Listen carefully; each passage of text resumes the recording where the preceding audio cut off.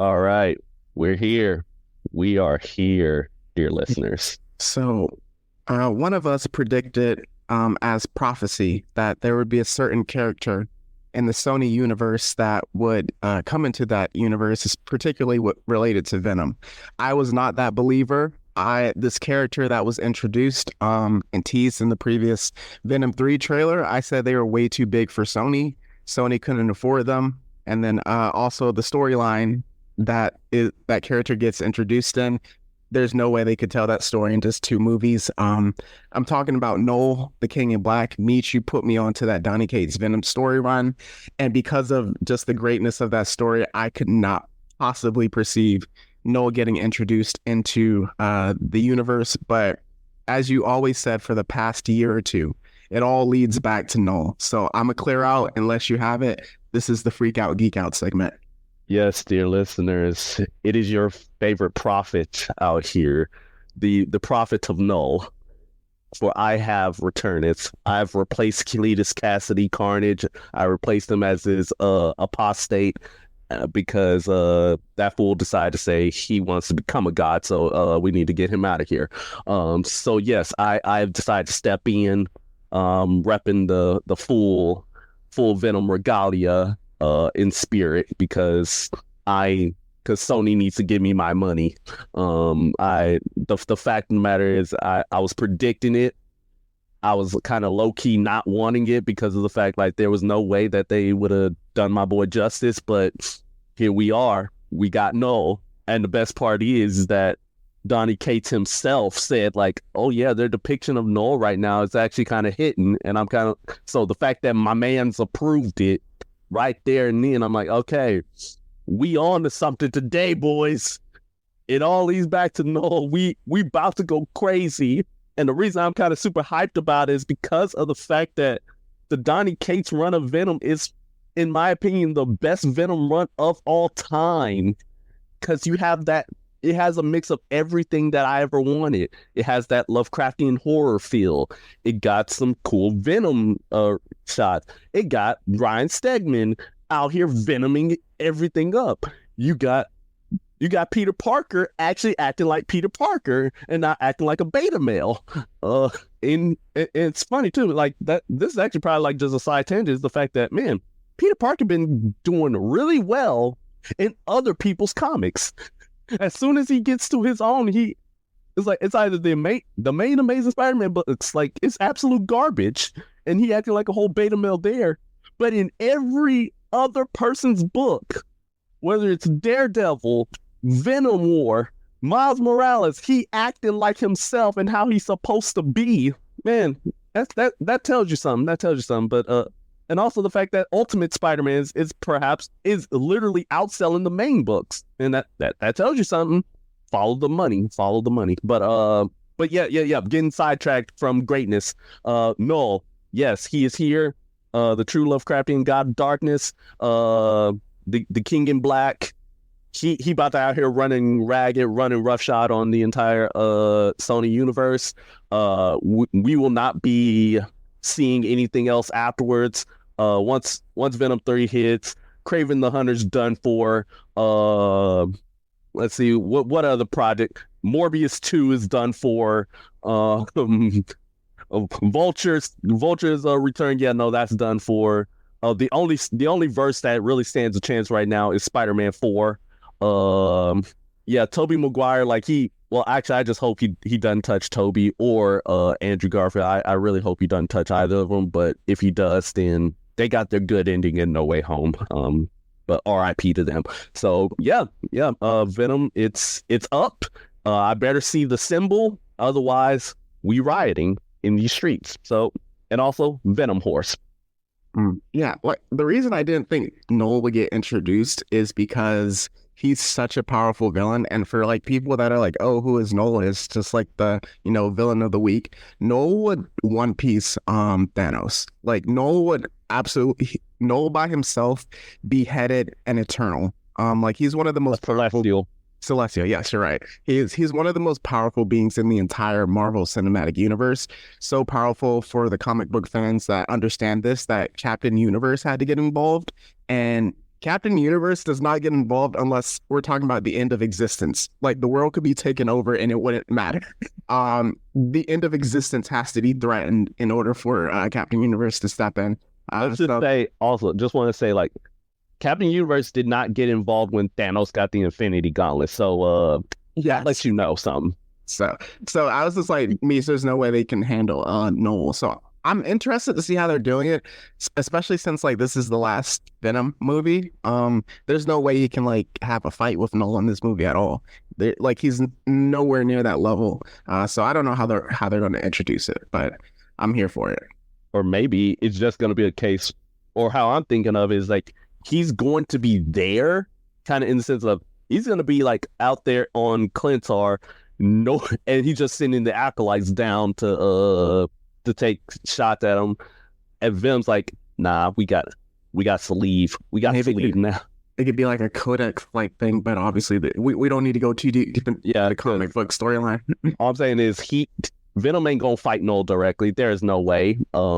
Just because if he does, R.I.P. to that Venom. Maybe he fights the dragon. But if you're interested in finding out about Knull, we did do not a character study, but a deep dive onto the Venom Donny Cates Ryan Stegman run. That's, I believe, is in season 2 or season 1, so you can check that out. But for those that are here for Transformers, I'm Demetrius. And I'm Demetrius. And Meech presents the Blur City Podcast. All right, like I mentioned, so we had to cover just Knull being introduced into the Sony Spider-Man universe, but this is our movie review for Transformers 1, a movie that we are both excited for, the animated version of Transformers recently. I believe it was the 40th year anniversary, the date that this actually dropped, the movie for Transformers. So it's this kind of, again, we're in the age of Transformers and just like toys being turned into movies. So, Meech, before we get into it, hit us with that legal spiegel. All right, the purpose of this podcast is to explore digital and print media. All sources we reference are owned by their respective companies, and our thoughts and opinions are strictly our own and reflect no biases or corporate agendas. Your discretion is advised. All right, so for related recommendations, well, we can cover that more later, but pre-spoiler chat, I feel like this is a movie, since it's like a prequel, that really you don't really need anything going into it, I would say. Yeah, you really don't. It's like all the main players are people like you would recognize already. Like, who doesn't know who Optimus Prime is? And you're gonna immediately like recognize him when he's Orion Pax, aka OG. And the same thing with Megatron and everybody else. Like, you'll know who these people are. So you really don't need anything going into it. I mean, if you want to, you can like watch the other movies, but yeah. Yeah, you don't really need anything for live action. So that's kind of like the pre-spoiler chat. So I think we can just get into it now. So we will be getting into Transformers 1 spoilers in 3, 2, 1. All right, so here we are. Firstly, just want to start off with Orion Pax, our favorite miner. Yes. Minor as an ER, not OR. Just prefacing that right now before anybody decides to come after Megatron here. So we got Orion Pax. He's sneaking into, doing some parkour into an archive area, finding some data chips, and he's listening to the creation story, if you will, the creation of the Matrix of Leadership, and how like there were 13 primes, and they died in this war with these aliens known as the Quintessons, and the Matrix of Leadership, which is kind of like the main beacon of hope on Cybertron, which is the planet that everything takes place on, was lost, and of course, like people, specifically Sentinel Prime, is trying his best to like go and find the Matrix. Of course, as I said, Orion Pax, he ain't even supposed to be in the archive, so he gets chased off. You see just a cool sequence of him parkouring through everything before eventually getting caught, but then he gets saved at the nick of time by his best friend, D16. And D16, like they sneak aboard. He's a fellow miner. And then they get a message from Sentinel Prime talking about, hey, we went out to the surface world We still ain't find the matrix of leadership. We're still fighting the good fight, but it's gonna be a good day. It's gonna be a great day. He has a giant smile on his face that made me go, nah. Immediate, like red flag, just immediately was like, no, no, no, no. I ain't feeling him. I ain't feeling him at all. And also, which is kind of crazy considering the fact that Sentinel Prime is a character like he go like one of two ways. Yeah. Like one of two ways, because in different continuities, like he's either like just a hero character or the version you get in Dark of the Moon in this movie. So yeah. So speaking of that, something important though is that why they really need the Matrix of Leadership, obviously because of power, it helps the energon flow, just their primary energy source, flow throughout the entire planet. So without it, that's why they have miners and Orion Pax, obviously Optimus, and then D16 Megatron. We will be calling them what their mothers named them before we get into their Christian names later in the movie. Yep. So yeah, so of course we go back to them mining. We got Alita 1. She's basically their CO in the mining crew, and an accident happens in the mines that wasn't caused by Orion Pax, by the way. But an incident occurred, mine collapsed, Jazz, who's one of the best Transformers out there. He was the black one in the first movie who also got eliminated. Also got taken out. But that's neither here nor there. That's neither here nor there. But yeah, so he was trapped, and Orion and D16 end up saving him. But because of that, basically Darkwing, who's another op, just straight up op, he's like, hey, Alita 1, you fired for breaking protocol, even though it's like Orion's fault. She mad at Orion and all that. And then right afterwards, while everyone's sulking, getting their wounds, we hear about the Iacon 5000, if you want to take over from there. Yeah, thank you because I was like, what is the name? I know it was like something 5000, but the Icon 5000, essentially all the Transformers. And something that's important to the movie as well is that the miners don't have cogs in their chests. So essentially the cogs are what helps them transform. It's what gives them the glow up. So a lot of the miners are all like smaller transformer beings, but they aren't quote unquote transformers. They don't have the fresh coat of paint. So with that, not Optimus, Orion Pax, he tricks D16 into like kind of just like viewing the race from a different location. And then all of a sudden he's like, hey, we're about to join the race too. So throughout that, we kind of see Orion Pax just like being that leader, but kind of just like at the time, since he's not, fully Optimus, he's more of just like the annoying person that, hey, we're at the bottom of this caste system.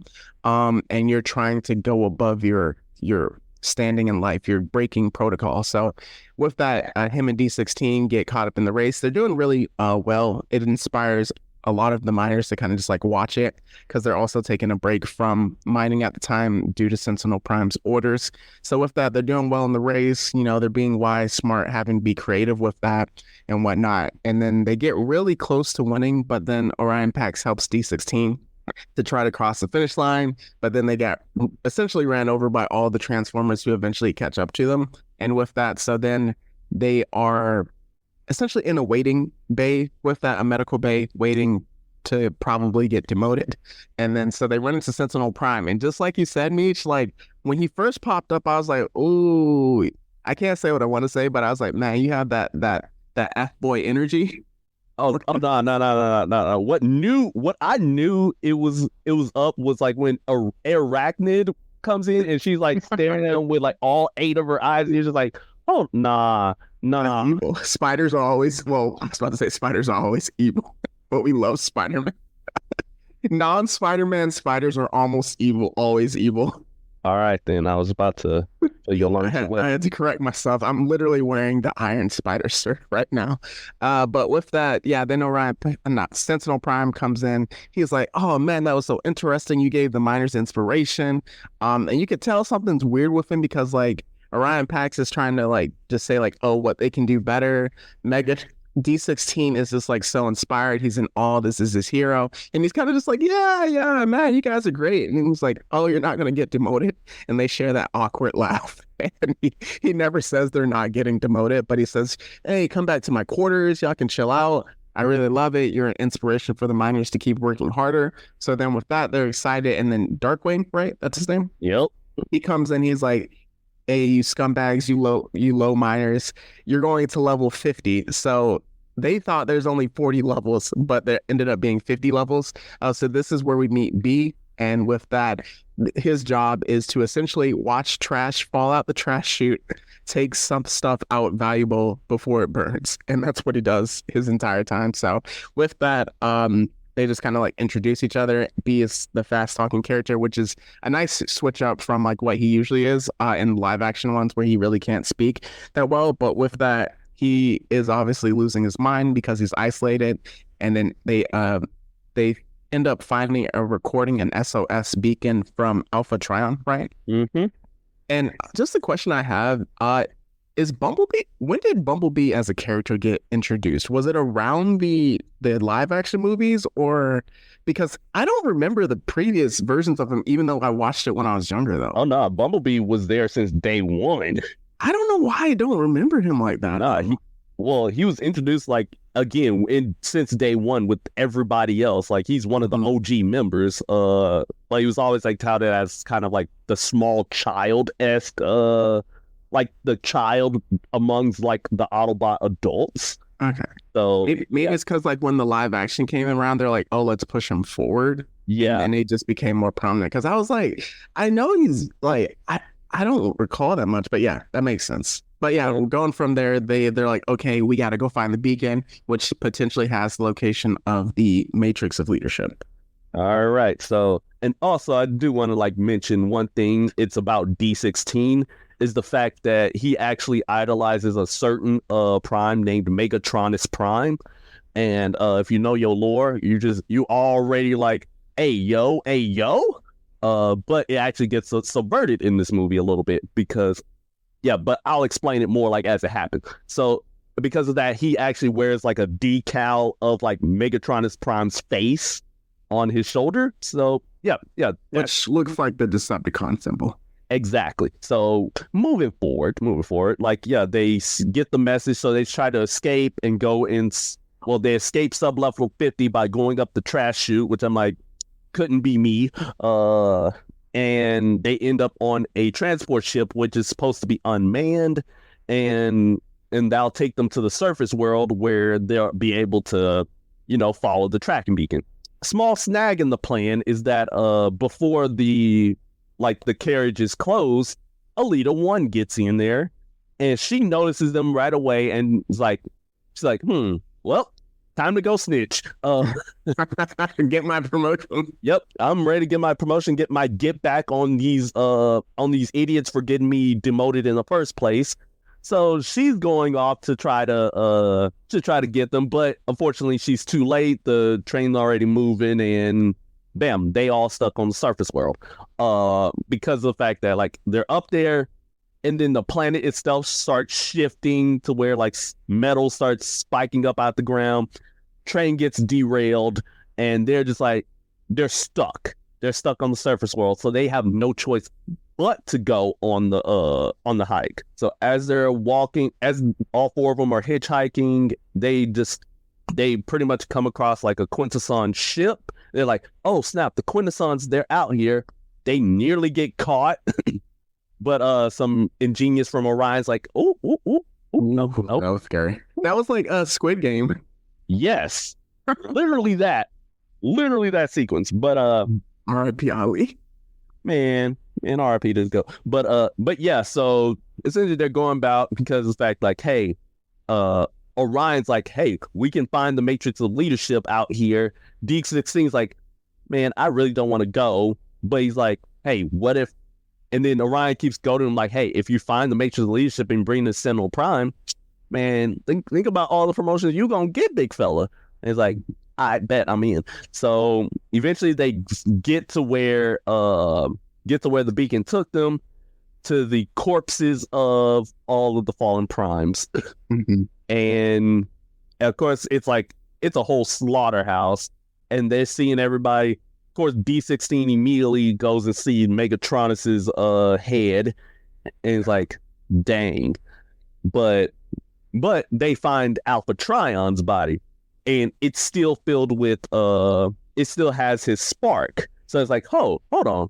What if we gave Alpha Trion a B6, or yeah, B decides to give him some energon to like, hey, here's something to wake him up. And Alpha Trion, of course, wakes up, starts freaking all the way out. It's like, how long have I been out? And he's like, okay, man, they're all dead. And this is all Sentinel's fault. And everyone's like, wait, what?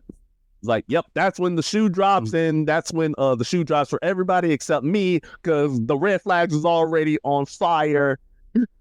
At this point, it's like, yeah, Sentinel Prime basically betrayed the entire Primes to the Quintessons in exchange for more power, in exchange for being like, hey, as long as I'm able to rule Cybertron, and I supplied these Quintessons with just the energon that all of the miners mined, which I'm like, again, pure op activity right there. Crazy.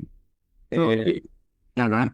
Oh, I was about to talk about D16's reaction to all this. I was just going to say that, like, some big truths that get revealed. One, I don't know what Alpha Trion's power is, but the way he was able to kind of like use the dust and stuff to like tell the story was very interesting. But just with that, one, he immediately notices that they don't have cogs, and that to him is really weird, because it's like, yo, all Transformers are born with cogs. So that's something that he points, like, red flag alert, red flag alert. Something that he points out. One, then when he shows the story of kind of how it gets revealed, just kind of like how Sentinel Prime was never a Prime to start with, and then his op activity, kind of like you mentioned. So with that, yeah, so he just kind of like reveals the truth to it, and is very shocking to all of the miners at the time with that. Yeah, and yeah, everybody, of course, like, they go, and then they see, well, as you mentioned, they see it, but then they actually go a little bit upwards and see the actual, like, see it in person, where they're like hiding up on a ridge, and they all see like Sentinel Prime and his troops bending the knee to the Quintessons, and remove all the energon. And they say B shocked, Alita shocked, Orion feel a little hurt, and it's like, we need to expose them. D16 is pissed. Yes, because of like he's like, my whole life is built on a lie. This man took everything from me, and all I want to do is kill him. Something that I remember that was really important, that I was trying to remember, Sentinel Prime tried to take the matrix of leadership from one of the Primes once he betrayed them. The thing is, the matrix of leadership, like we mentioned, is like Captain Universe. You don't just get to use that power whenever you want to. So Primus, who is their creator and the planet of Cybertron itself, was like, yeah, you ain't getting that matrix of leadership, my friend. You ain't worthy. Because it only goes to someone that's worthy. So with that, his whole like thing with him betraying Sentinel Prime, betraying them, is the reason the planet doesn't have energon. So he is forcing the miners to mine for energon when they literally had it, but because of his betrayal, they don't have it. So it's kind of just like that Ouroboros, where you're your own worst enemy. Yep. And also, don't forget, like, when he was basically pressed by the Quintessons, Sentinel Prime's like, all right, we gonna need to work all them cogs to the bone. I mean, work all the miners to the bone. No more shifts, no more breaks. They working back to back. They my slaves out here in this plantation. Oh wait, hold on. That got crazy for a few seconds. My bad. But yeah, so Alpha Trion, of course, they go back. And D16, he's still fuming to the point where his eyes turn from regular yellow, and it starts becoming more orange. It turns orange, and then Alpha Trion's like, hey, I see potential in you all. It's not right for them to have taken y'all's cogs, so I'm bestowed to you my fallen comrades' cogs into your chest. And then they all 4 of them transform slightly to where they become more recognizable as their form. So like, so Orion Pax, like he looks more like Optimus. He's a lot taller, and he actually has like the things on his side, like the exhaust ports on the side, looking like the Optimus that And they don't look like rustic, Yeah, and he don't look like he came straight out of the scrapyard. And Elita 1, same thing. B looking more like Bumblebee, and D16 looking he looking very powerful, if you will. So yeah, and then Alpha Trine's like, hey, you guys need to go. Here's the evidence needed to expose Sentinel. You gotta leave now because they're about to be on their way here. So yeah, they all leave, and then Alpha Trion transforms into a panther and goes to work. That was dope. He goes to work on them drones, taking them out. But unfortunately, he gets captured by Arachnid, again, the worst spider. You get taken out by her, and it's like, hey, we're bringing them to Alphatron. Bringing them to to Sentinel Prime. I was about to say Alpha Prime. I'm like, no, there's no Alpha Prime, and you ain't no Prime here, boy. But yeah. So, and then of course the other 4, they're running and they're trying to figure out how to transform while running for their lives. Of course, there'd be scenarios where like, oh yeah, so Orion, like, he gets his head inside his chest and gets it stuck there. D16 has his leg turned into like a tank wheel, and it's stuck like that. Elita 1 has like wheels coming out of her back, but like she can't like do anything. And B16 like is able to transform fully, minus the fact he has no wheels. That was funny. Yeah, but then eventually all 4 of them managed to transform fully into their forms. Optimus Prime Orion Pax as his truck, Elita as a motorcycle, B as a car, and then D16 as a whole tank. And that tank comes with a gun, and he uses it expeditiously. So yeah, and from there we can go and talk about like how they're leading or they're leaving, and D16 like D16 and Orion, they're like having to talk. Is like Orion's like, bro, you good?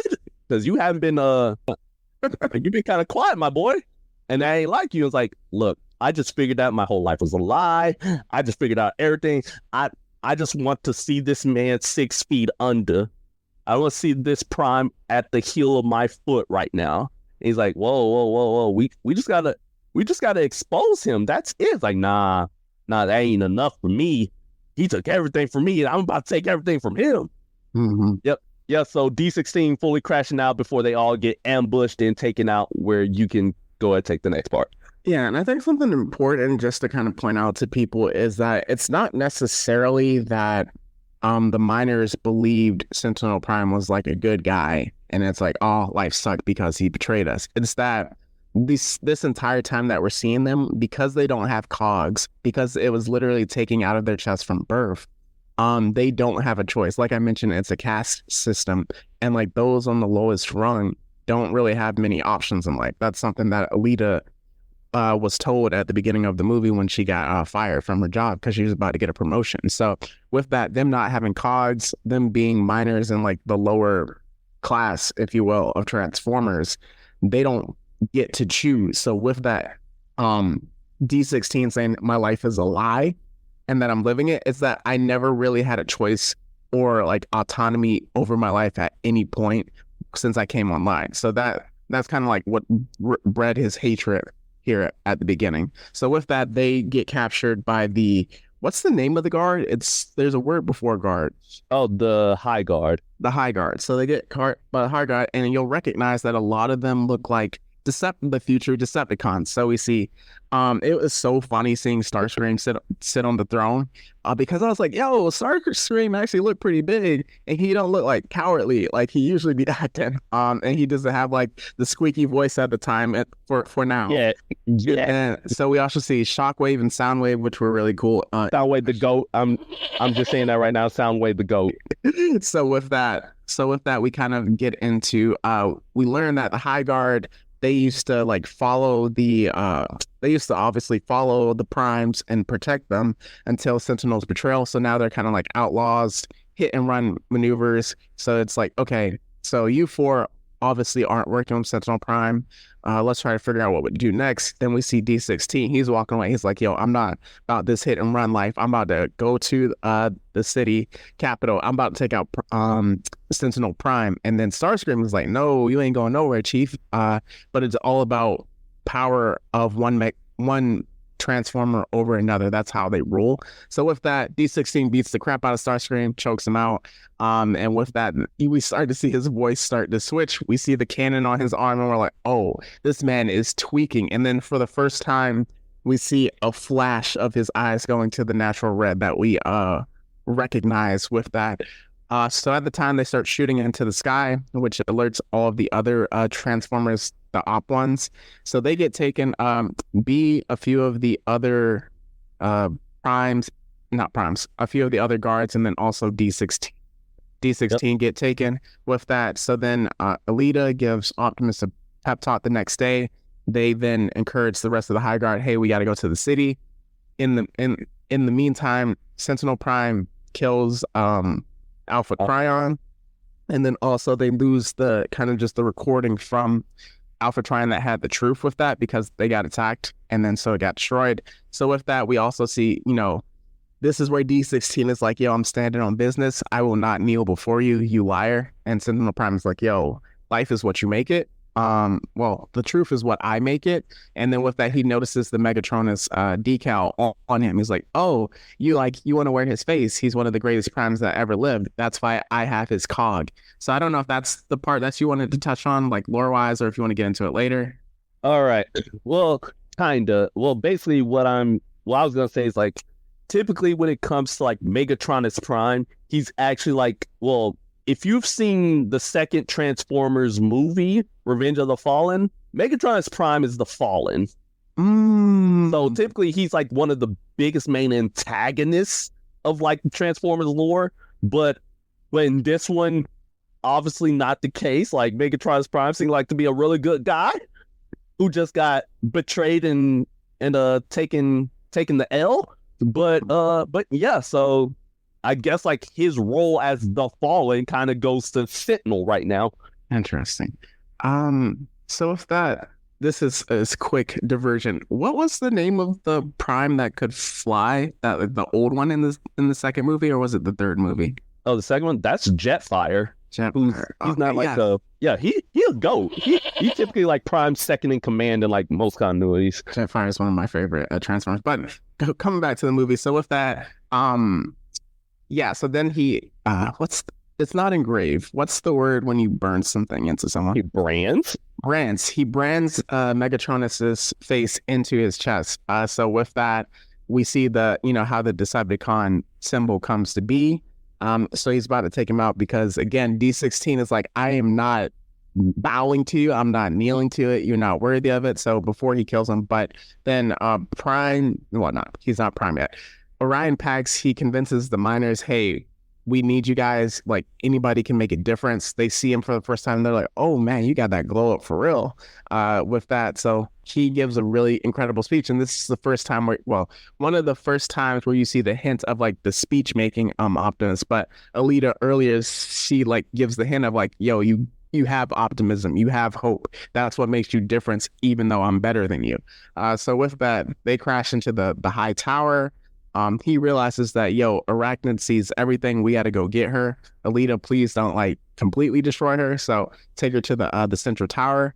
And then it's just a fight scene that we don't need to get too in depth with. So with that, they have the reveal of like previously, like when Sentinel was talking to D16 and all the other captives of the High Guard, of just like essentially revealing that, I'm a traitor. I'm the ally that y'all never realized. Yes. So like I'm essentially making you worship me, and I'm a liar. So with that, all of them see the truth of that. And then so with it, we get into one of the final fight scenes where D16, he's getting more and more powerful, and he's like, hey, I'm gonna take you out. Pulls out the cannon and is like, yo. And then so this is where Orion Pax is like, please don't do this, yo, you're my friend. we don't have to start this new era in bloodshed. And then so with that, he pushes him away. Then he comes back and he says the worst. He says one of the hardest lines, like, "Hey, move before I move you." I'm like, whoa. He crashing out. He crashing out. Yeah. So I'm doing it. Take it from there. Oh yeah. So of course, as I said, everything's absolute chaos. Like pretty much they expose Sentinel Prime, and then Sentinel's like, I bet I'm still gonna kill all y'all. And crashing out, but D16 crashing out even more, and it said like right, of course, like Orion trying to stop him, and then he gets pushed out of the way by D16. He's about to shoot Sentinel in the face, but then Orion jumps in the way and like gets a hole blasted through him, just like Toji. Yeah, he got the full Toji treatment. You know, hole in his chest, left arm gone. Donut Club. Yep, Donut Club, and he's basically hanging off the lid. D16 grabbed him and was like, why'd you make me do this? And then he goes, you know what? I'm done trying to save you. And then he lets Orion Pax drop to his death. And that's when you know D16 gone at this point. He fully gone, because afterwards, he rips Sentinel Prime in half and then takes the Megatron's cog, puts it in his own chest, and fully transforms and rechristens himself Megatron, saying like, listen to me, citizens. Listen to me, Transformers. I will lead you. The era of primes is over, and I'm done listening to the people. And of course the High Guard, they're like, yeah, let's go Megatron, and start blowing up everything Sentinel Prime, with Sentinel Prime's face on it related, causing mass chaos. And then Elita 1 and B16, they're like, okay, we need to go stop this man. And they try 2v1ing Megatron. Nah, that didn't work. So while that's happening, Orion Pax, like, he's going deep into the core of Cybertron. Well, Orion Pax's dead body is, and because he's dead. And we go there, like, he sees the spirits of all the previous primes. They're like, hey, we know it's like with your self-sacrifice, like, you are worthy, and with your optimism, you can help lead Cybertron in a new way. And then he's given the Matrix of Leadership, and he's also rechristened to Optimus Prime, and he shoots back up out of the crater, bam, and just one Dex Megatron in the face, and it's like, I'm back. Yeah. And of course, like, Megatron, he like, oh, so you were given the Matrix of Leadership, Prime? And he said that with such venom. Is crazy. Yeah. Like, Prime, you know what? I'm gonna take that Matrix of Leadership out your chest and just lead Cybertron my way. So they get to scrapping, because like he's just like, hey, this ain't the way. We not paying everything with bloodshed. Of course, by this point, Optimus, he got the face mask that everybody, he gets the gunted face mask. He's like, all right, let's get to work. And they beating the heck out of each other. Optimus, he finally got his axe hand. I was waiting for it. Yep, he finally got his energy axe. He's slicing and dicing. He beating the brakes off of Megatron, because like, bro, you cannot touch me. Yeah, I wasn't even close, to be honest with you. Yeah, nah, it's like, you can't touch me. I am beating the brakes off you, brother. But at the end of the day, after Megatron pretty much got his behind whooped, Optimus is like, listen, you my brother, or you were my brother, and I can't have you here in Iacon anymore. You take you and the High Guard, and you're exiled. You're banished from Iacon forever. And Megatron leaves, and he's just like, this ain't over, Prime. And then he like, all High Guard transform and roll out. So yeah, and that's basically the end of the movie. Like, Optimus, he uses the Matrix of Leadership to restart the flow of Energon on Cybertron, and he's like telling, like, Alita's like, hey, I need you as my as my second in command. B16. I mean, not B16. Bumblebee. I need you around too. I don't know why I keep saying B6. Oh, because D6. I know it's like it's absolutely, you can mix it up. Yeah, and it's like, hey, all of my followers, we're the Autobots now for our autonomy.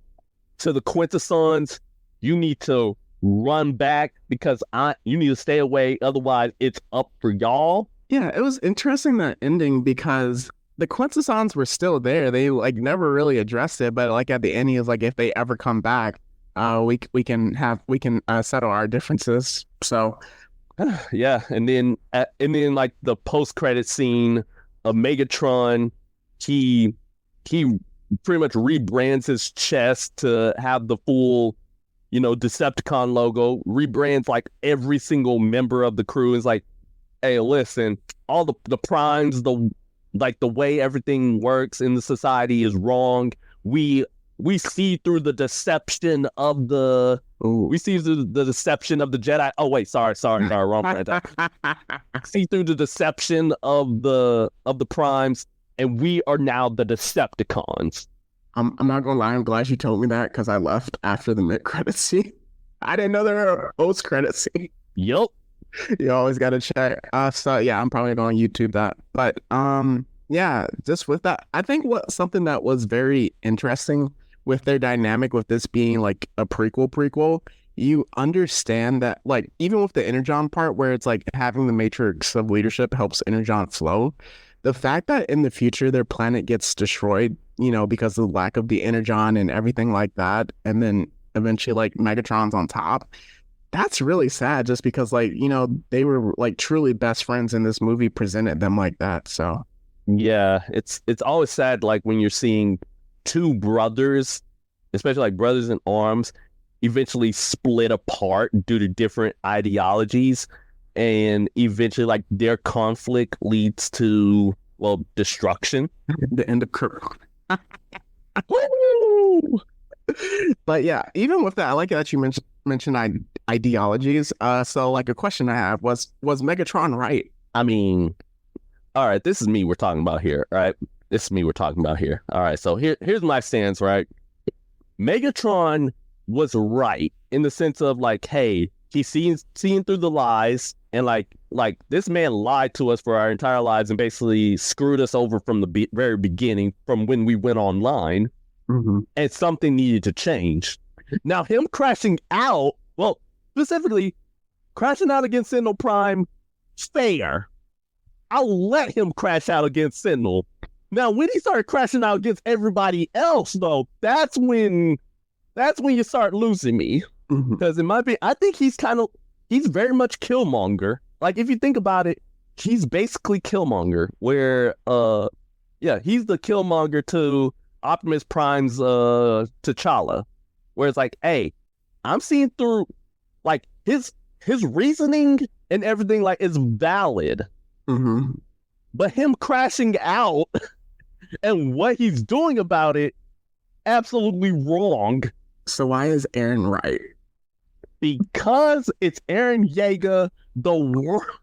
I am a Yeagerist till the day I die. Here's the reason why Eren Yeager is right, all right? He crashing out because the world, it was not going to change. The world was not going to change. You just need to scrap everything and start back over. The racism was going to persist if even one of them survived. So he needed to get rid of all humanity. And even though he died, it's proven that he was right at the end when the conflict restarted. After everybody else died, conflict went right back to where it was used to. So Aaron was right the whole time. Man, he should have finished the job. All right. So where do you think the future of the franchise goes with that? Oh, man. I honestly would like to see like more of this. Like, there's a couple ways this can go.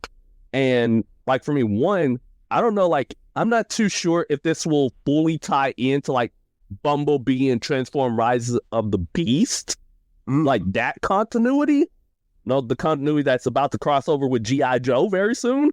So I don't know, like, if this movie's kind of serving as a super prequel to that. But in any case, I would love to see a movie that basically does have you ever like played or even seen the games Transformers War for Cybertron and Fall of Cybertron? Yes. I need that.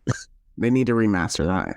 Yeah, need to remaster those two games or make it into another movie like Transformers War, Transformers Fall. There's actually a trilogy I was gonna put in the recommendations, but it's on Netflix. It's like the War for Cybertron, and then it's like Earthrise was one of them. Let me actually just look it up, please. Yeah, so it is. Yeah, so it's Transformers War for Cybertron, and like two of the movies came out in 2020, and then one in 2021. So it's Transformers War for Cybertron. There's Siege, there's Earthrise, and then there's Kingdom, and those were really good. And it's essentially like the last days of Cybertron as it falls. Like it's really good to watch. So that's something that I would recommend. It was on Netflix. I don't know if they took it off, but I think the last time I checked it was on there. Okay, because the only I'm actually gonna have that on my list because like purely about the fall of Cybertron. Yeah, because the last like Transformers thing I saw was like the Prime Wars trilogy on YouTube, where oh no, it was actually like kind of legit because it's back like it was like okay, I know like one of them was kind of like basically like one of them was basically like a multiverse story where like Optimus Prime ended up fighting against Nemesis Prime, aka his evil self from another universe. The Dinobots all combined. Oh my god! Into the Megazord. Wait, sorry, wrong franchise again. But the Dinobots all combined, and you're just like, gosh, yo, that's dope. Wait a minute. I need. Speaking of which, to come back. Do you know what company owns the Power Ranger toys? It's not Hasbro, right? It was Hasbro. They could have had another crossover. Wait, hold up. I'm not too sure if they still own the rights now. Let me double check. As of right now, Hasbro currently still owns the rights to Power Rangers. Oh, that's interesting. So you think what I'm thinking? Power Rangers, Transformers, G.I. Joe. That's too much, man. That's too much. Is that what's gonna happen to the franchise now? It's gonna combine with Dude, I already thought the G.I. Joe like crossover was already like pushing it, but that's definitely interesting that the ways that they cross paths. So I mean, technically, it wouldn't be the first time Transformers crossover with a very famous property because they did crossover with Marvel. That's fair. That did happen. So just like my last question with this is like, why do you think people love Transformers so much? I think part of it is because of the fact, besides the fact that it's toys, it's a toy commercial at the end of the day, but also is the fact like you got such great philosophy in there sometimes, just like as you see, and also Optimus Prime is perhaps one of the greatest leaders in history to the point where in the like the first Transformers movie when he died, spoiler alert for like a near 40-year-old movie, when he died, folks was enraged. Folks was crying. There was a case where a kid locked themselves in a closet and wouldn't come out for days. Right. And so, yes, and like Optimus Prime is literally perhaps one of the best speech makers in history alongside Captain America. And then also like, hey, some of the villains are very recognizable. Megatron, Starscream, Soundwave the Goat, Shockwave. Come on now. And then, but yeah, it also is the fact like it's interesting seeing like what you consider like inanimate like objects or like inanimate things like robots experiencing like emotions and going through these philosophical issues in war and whatnot, like the same way we humans would. Yeah. I think what's so interesting, obviously, like you mentioned toys, but like big robots destroying each other, big monsters and kaijus fighting each other. Same thing with like Godzilla and Kong, where it's like our small brains as guys, we love that stuff. But also just like if really thinking about it, you mentioned Optimus and all of that. Just like this particular movie and it didn't have the limitations that some of the live action movies have, where it's like, oh, we need humans to carry the movie, when it's like these Transformers, like you mentioned, have emotions, they have their own ideals and stuff, they have their own like mindsets. So it's like, it's also like with Godzilla and Kong, like they can't like really talk. And the one time they did talk in the previous ones, people didn't like it. But with this, like, so like the Transformers can carry their entire series in a way. So I think that's one thing that people connect with. So if there's nothing else, we can get into the awards.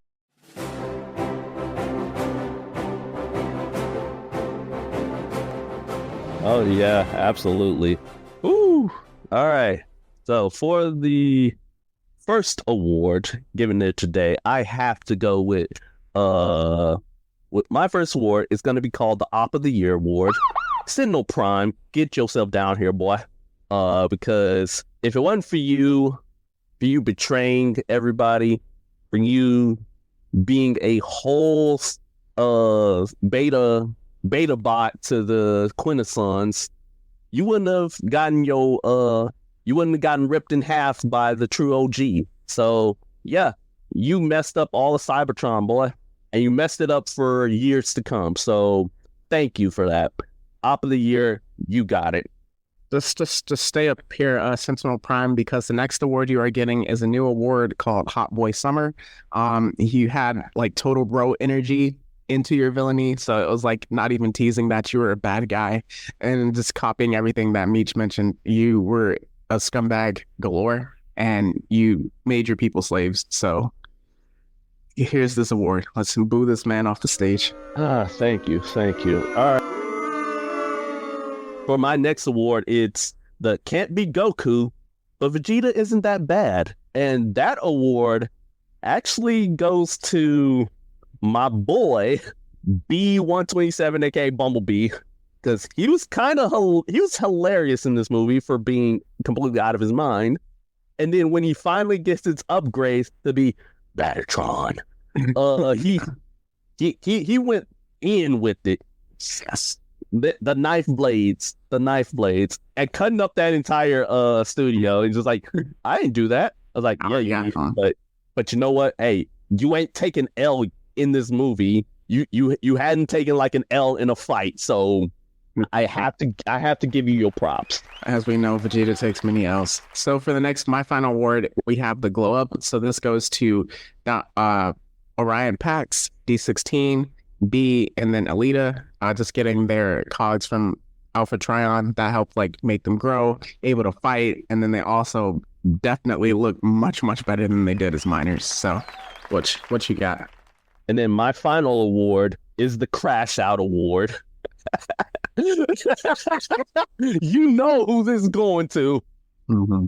D16, Megatron, you just come stay up here, because your Crash Out needs to be studied, because you went from an all-loving guy who may get annoyed by around packs sometimes to absolutely wanting to murder everybody, wanting to uproot society and lead a whole revolution.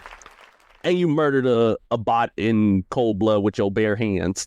Not to say that it wasn't justifiable, but everything you did after killing him, the Crash Out was crazy. Yeah. Listen, I understand crashing out against Sentinel. That was mandatory. But crashing out against all of society after that? Nah. I can't get behind that. I can't get behind it too much. But yeah, Megatron, you getting the Crash Out Award. All right. So with that, we can get into our tiers for the movie, going from F to S. So Meech, if you want to read off the name of the tiers. All right. So for our name of the tiers is based upon I'm going to just say them and you going to guess it. For our F tier, we have the Bayformers. For our D tier, we have Energon, Transformers Energon. For our C tier, Transformers Armada. For our B tier, Transformers Prime. For A tier, you have the OG Gen 1, Transformers Generation 1. And for our S tier, the top of the top, we have Till All Are One. So yes, so what are you giving this movie? I have to give it a Transformers Prime, so B tier. I think it's like a perfectly solid movie. Kind of like the definition of a B level movie, where it's just like there were moments where it could have probably been elevated with it, but I think just like with it being like an animated movie, being also rated PG, they didn't want to like go to that level in a sense, and then it was just kind of like perfectly formulaic in a sense. So I think it's a B. Definitely enjoyable, something you could take your kids to. The theater I went to is like mostly adults, or people around our age, so definitely a movie that I would recommend. Yeah, I would definitely agree with you. I give it a Transformers Prime. Yeah, it was also like very good, serviceable movie. Can be improved in a lot of areas. The cast, they did great. And it was a star-studded cast who voice acted in this movie. Good heavens. I had to look for Alpha Tron. I was like, I know this voice, and then I saw it was Lawrence Fishburne, and I was like, oh my god. I'm like, they cooked. And I was like, I know this Alita person, but I can't remember the name. And then it was like Scarlett Johansson. I was like, dude, they cooked. They put out the money for this one. They cooked. And then Chris Hemsworth, like at the end, started sounding a little bit like Peter Cullen. I'm like, whoa, whoa, whoa, whoa, whoa, whoa, whoa, whoa. It was close. Yeah. I was like, because like consciously, I knew it wasn't him, but he started sounding too much like I'm like, hold on, what my brain doing right now? And then Brian Tyree Henry, he's already been doing voice acting in the Spider-Man Spider-Verse series, so he has like that. So I feel bad for him in the next movie. Woo! All right, but yeah, so yeah, as it could be approved in some ways, but it's a good movie. It's a great serviceable movie. I'll show it to my kids. Like I'll show it, and also funny enough, in the movie theater, right? The one I went to, it has like that D box area where it's like 4D and you had like all the chairs moving around. So I got a ticket for like a regular seat. But apparently but I ended up sitting in the D box seat. But nobody came to stop me, so I'm like, well, nobody came to go claim this one, so I guess I'm stuck here. All right. Oh my gosh. I remember the first time I ever got in one of those. It was when I saw Sonic 2, and I didn't know what it was. I thought the 4D box thing was more about the screen and the viewing experience. So when the seats started moving, oh yeah, it was up for you at that point. It was over. Yeah, you want to know how I knew I was in the D box seats? Because the trailer for Sonic 3 happened. All right, so with that, we're wrapping up our movie review of Transformers 1. So we're going to do a brief What's Hot, so that catches up with movies, TV shows, gaming, everything that's coming out recently. Next week, we're going to go more in depth because we are on the path to the Ascension. October, just the whole entire fall season is stacked with movies and like TV shows and a lot of different things that we will get you up to speed on. There's one thing I need to warn people about, so you have to listen to next week's episode, because in November, guys and girls are going to have to make a choice around Thanksgiving. So we'll go from there. I'm teasing it, but we're going to go from there. All right, so Meech, what you got?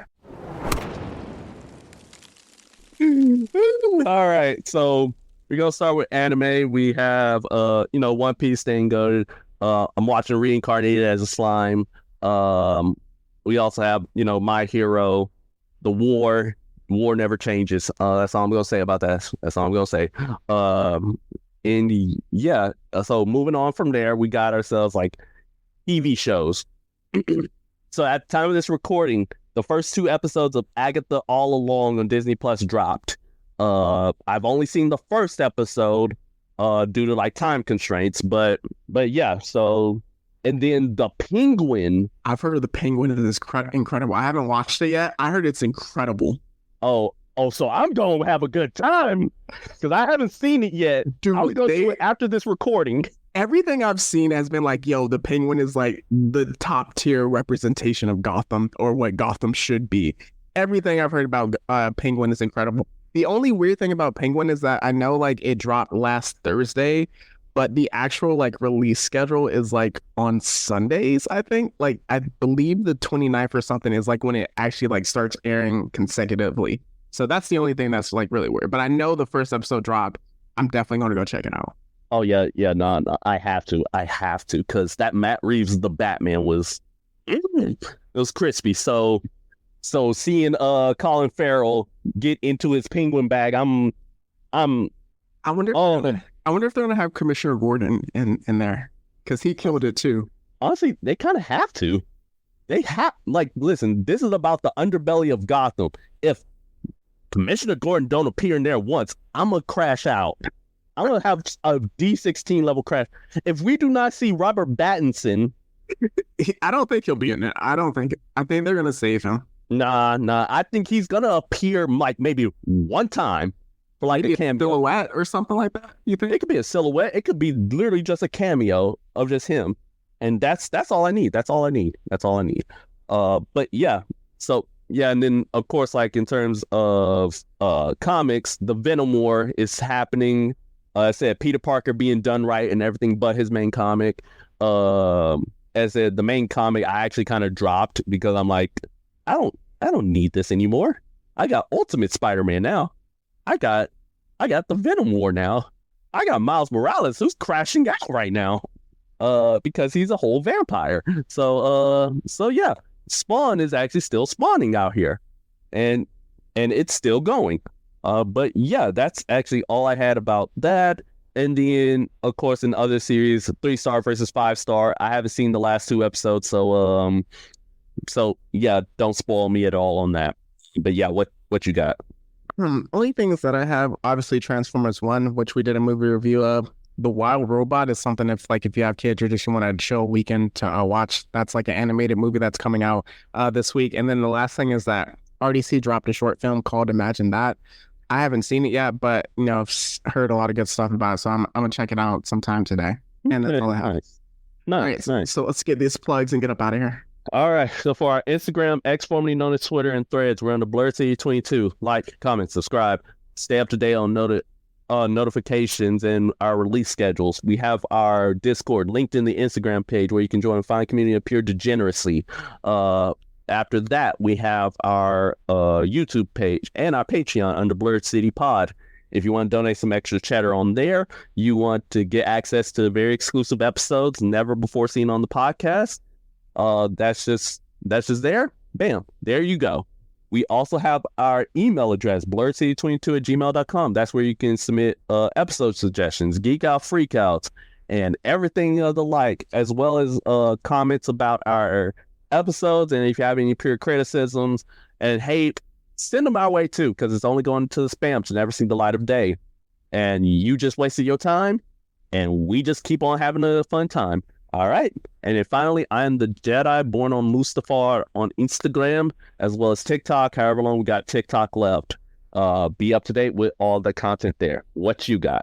For my individual author pages, we have my Instagram. That is at Metri_dash, METRI_DASH. For my X/Twitter, that is at the Mad-16. And then if you're interested in my book, Phantom Reckoning, A Most Irregular Tale, that's available on Amazon, Kindle, and Barnes & Noble. And then if you're interested in getting our merch, that is blurredcityapparel.com, and you can check out the link below. All right. So with that, any words of encouragement? Yeah, don't be deceived by society. Don't fully give in to like whatever a specific overlord says. Have your own discretion, have your own autonomy, your own free will to do what you need to. And if that involves crashing out, then I'm not going to endorse it, but I ain't going to deny it either. So yeah. Along those lines, I will just say your path is whatever you make it. So make it something worthwhile. With that, it's not goodbye forever. It's just goodbye for now. And that's the Blurred City Podcast. See ya later.